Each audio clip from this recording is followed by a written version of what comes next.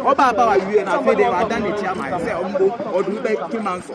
And it's also do back 2 months for 4 years, and yet, a baby is here, say by a bell.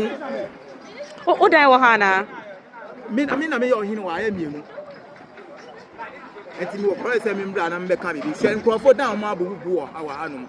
Say, yeah, I'm a mumbu no movie bear days here. I don't know, I mean, Tias, a mumbu or movie bear day.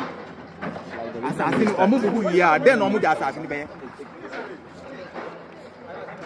Ms. S.K., I welcome you once again to S.K.M MEDIA survey. Today I am at Sakumo Ramsar Site, and today is planting of trees to save our land and our water bodies. And today I'm here with Mr. Kwame Agyei, and I would like him to mention his position for us.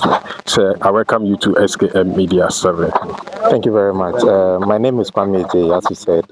I'm the manager in charge of plantation investment and extension. Okay. So my work basically involves attracting investment to reforest our degraded landscapes. Okay. And today we are here to support the tree planting exercise at the Ramsar site. Okay. Yes. So how important for us today, we planting trees over here, and the tree, is it a normal tree or we have a specific trees that we plant to protect the land and our water bodies? Okay.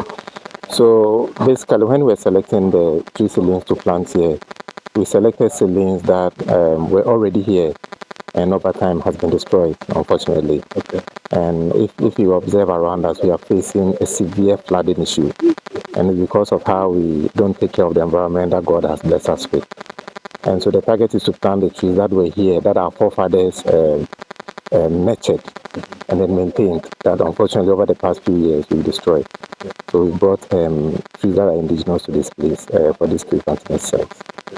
A few months ago, from let's say 3 months ago, we heard and we have seen it on social media and TV that houses over here are being demolished and all that. So why is it that people are allowed or they have the opportunity to build at the Ramsar site here, and who gave them that order to build over here, which we all know that this space needs to be reserved? Who gave them or who sold the land for them to build over here? As far as I know, and that's the position of the Forestry Commission, those who are building here are doing it illegally. Okay. Nobody has permitted them to do it. This Ramsar site has a lot of importance, not only for Ghana, but globally. Several migratory birds come here for, and there are tourists that come in to watch some of these migratory birds. Okay. And then flood control, and they protect the ecosystem for us. Okay. So Forestry Commission, and as a reserve, Forestry Commission will not allow any building to be erected here. Okay. Some people are doing it illegally, and that's why from time to time we do demolition to ensure that we preserve the integrity of this important resource. Okay. Yes. During the presentation, this particular building on the screen, the man who did the presentation said that the building will be brought down, and I can see people are there working. Have you consulted those people to stop, or those places not part of the demolition? It's all part, and we've given an order to all the buildings around to vacate it. I think the accusation for Forestry Commission is that we don't give like an order over time so that people vacate the place peacefully. Okay. So this one, we've done that. We've given them order. We've asked people who are building on unauthorized places to stop working. But once they are not sort of adhering to our directive, over time, all the buildings here will go down. Okay. Will go down. I can see students also over here. Why do you involve them in this planting of the trees? So the students are our future. And if at this stage we inculcate in them that spirit of tree planting, that spirit of catering for environmental resources, it behoves like good tidings for the country moving forward. So this country is better off if we encourage students to plant trees, because they will grow with them and they will know the essence of it, because over time they will know the benefit that the trees will offer. Some of the planting incidents that we are having will reduce markedly if these trees are maintained, and they will be beneficial because they are aware of the situation that we are in the Greater Accra region. where a small rainfall, then our roads are destroyed, homes are flooded, and it's because of the way that we are destroying our trees.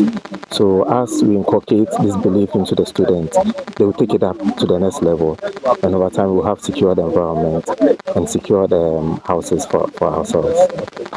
Now, you talking about the students. When we go to schools, most of our schools, we are being taught that weeding is punishment. So most of our students don't like going into, farming. How are we going to educate the schools or the students to, get interest in farming? This will also help them to, have interest in some farming. But when we go to school, we are being told that farming, when somebody comes to school late or does something wrong, give the person cutlass, go and wait. So we see that as a punishment in school. So most of the generation that are coming now don't want to go into farming. What message do you have for me? I think using weeding as punishment is an error we have to correct in our schools. For starters, human beings cannot live without food. And how do we get our food? From farming. So if we see farming as punishment, it will come to a time that we have to import all the food that we eat. And agriculture is a very lucrative profession. I mean, people who are doing it well are making good returns on it.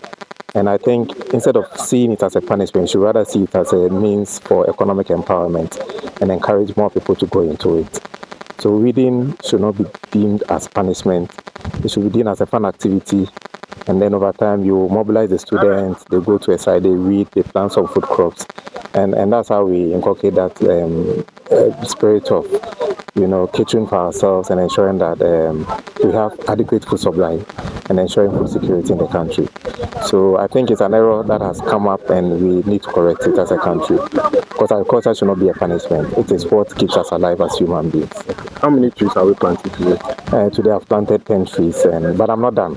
My target is to plant 100 trees today. Okay. But in total, how many trees are we planting? For this phase, we are planting 2,000 trees. But the target is that every inch of the Ramsar site, which doesn't have tree, we'll plant it. So over time, we'll plant tens of thousands of trees around and ensure that we reclaim all this place and so that they can perform their environmental functions. Do you have your final message for those that are watching? What the camera, the same message to those that are building and Ghanaians also. Okay. Final message. So the president has launched the Tree for Life Reforestation Initiative, and this initiative is targeted at ensuring that we green our country, ensuring that the trees that are lost, we replace them. The target for this year is to plant 30 million tree seedlings. So wherever you are, if you are close to a Forestry Commission office, please go there for a seedling. Make sure you plant, make sure you maintain it. Because as the philosopher once said, when the last tree dies, the last human being dies. Thank you very much. Thank you so much for your time. Okay.